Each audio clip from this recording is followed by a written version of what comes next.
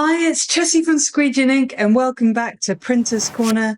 Printer's Corner is where I answer all your questions that you've given me in a little bit more detail in a video. If you would like your question answered like this, you can use hashtag Printer's Corner in the comments of any of our videos and I'll pick those up for a future episode. Today's questions are around how to get designs centered in a long print run over lots of different sizes.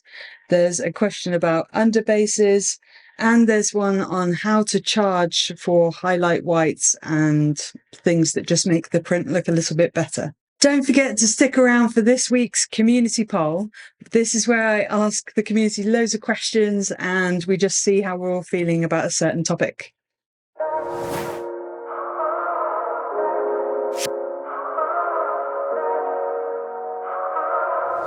Our first question today is from Get Petowins, and they said, so if the design is centered on the platen, that implies that when you load the shirt, you do so in a way that the correct part of the shirt ends up smack dab in the middle of the platen, which, when you're considering doing a whole run of sizes from small to 2XL or whatever, seems like it would be tough to know. Is it just an eyeballing it from experience thing or what? Also, how do you handle something like a small chest print on the front of a hoodie, for example? Yeah, so there are a couple of things that we do in our studio to help us get the design centered on the shirt, but also how to load the shirt in a way where it's not going to be wonky, especially when you're going up to those larger sizes. So the first thing we do is we always print guidelines on our platens. So this just gives us one extra thing to reference when he says about eyeballing. We are eyeballing it. So when you're holding the shirt from the bottom two hems right into the edges, if you have side seams on your shirt, if it's a good shirt, that's even more helpful because you can really understand the two edges of the shirt. And then you've got your line reference, which leads on to the arm of the press as well. So you have got a really nice straight line in front of you. You can just hold the shirt evenly and you just load it all the way on, even further than you think. And then you can grab the shoulder hem, the seam, and you can just lightly pull that back as far as you need it to be. And it is experience, but you can also just pick up the corners of the t-shirt again and just like roughly judge whether they're in line. But most of the time, you're going to get it pretty much where it needs to be. I wouldn't be trying to get it millimeter perfect or getting out a ruler or anything like that, because we are dealing with a t-shirt, which is a 3D object that falls around someone's body.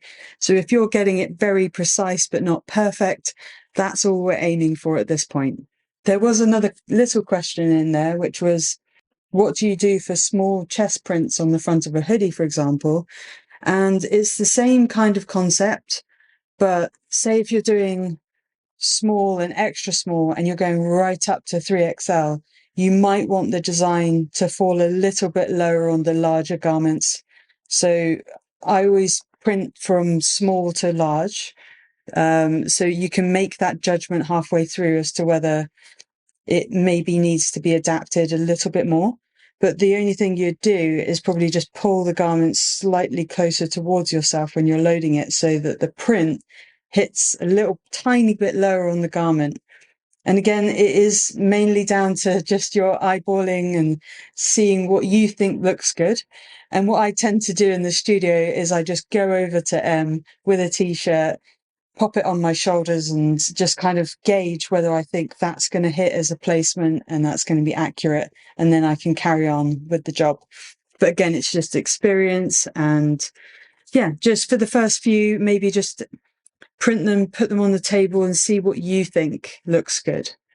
Our second question is from Rabrinda142, and they asked, do we need a white underbase for printing on white t-shirts? I can't think of a circumstance where you would, because typically we're using a white underbase to print like top colors onto dark garments, because you can increase the vibrancy of those top colors by having them on a white surface. Very much like if you had a dark wall, for example, like painted gray, and you wanted to print a colour on top, it's better to have a white underbase so that the colours are more vibrant. The only other circumstances I can think of where you would want to put an underbase under a colour is on a second layer is maybe you're trying to mat down the fibres for the top colours to sit on something smoothly. But I think it's going to be very rare. And in general, no, you don't need a white underbase when you're printing onto white garments. The final question is from Anton Alberts 9230. And their question is, #Printers Corner. Hi, Chessie. Do you charge extra for an extra colour, setup and print? For top, highlight white. Thank you for your fantastic videos. The answer is yes, because it has another screen, there's another print, there's another colour, and all of those types of variables. So I don't see why not. And it's probably down to your confidence explaining to the customer that this is going to look so much better with a highlight white, and it's going to really make it pop and bring the image together. So that's just a conversation you have to have with your customer, but I would do that. There is a circumstance where I don't really bother telling the customer about something, because when we personally print, say, white onto a dark garment, we always hit that twice, but we don't really say it's an underbase. So we just don't charge extra for that, just as something that we do in our own studio personally. Lots of studios do charge for underbases and things, but we've just found that we don't need to. So that's where I might not even bother going into the discussion with the customer. But yeah, if you need an extra colour to really bring together their image, then have that conversation and do charge them for it. To round up this episode's main question, which was how to print a run of t-shirts from small to 5XL, my advice would be to have guidelines drawn on your platen.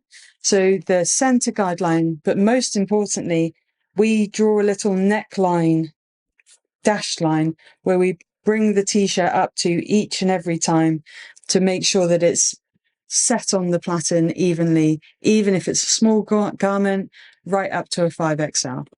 Now it's time for this week's community poll. Community poll. This week's question was, how many shirts do you typically spoil per print run? And the options were 0%, 1 to 5%, 5 to 10%, or other answers in the comments. The most, by far, the biggest response was for 1 to 5% of garments spoiled per print run. I think we tend to be in the 0%, I'd like to think, along with the other 6% at the moment. But maybe we spoil one if you're printing a print run of 100. It's always good to tell customers that you have this spoilage kind of quota, just to save yourself something awkward happening, like getting a little bit of ink on a garment or dropping it on the way to the dryer. But you can still add your answer in the community tab on the YouTube channel, and look out for next week's questions as well. I hope you enjoyed this week's episode of Printers Corner. Don't forget to leave me more questions using #Printers Corner in the comments of our videos, and I hope you have a really great week printing.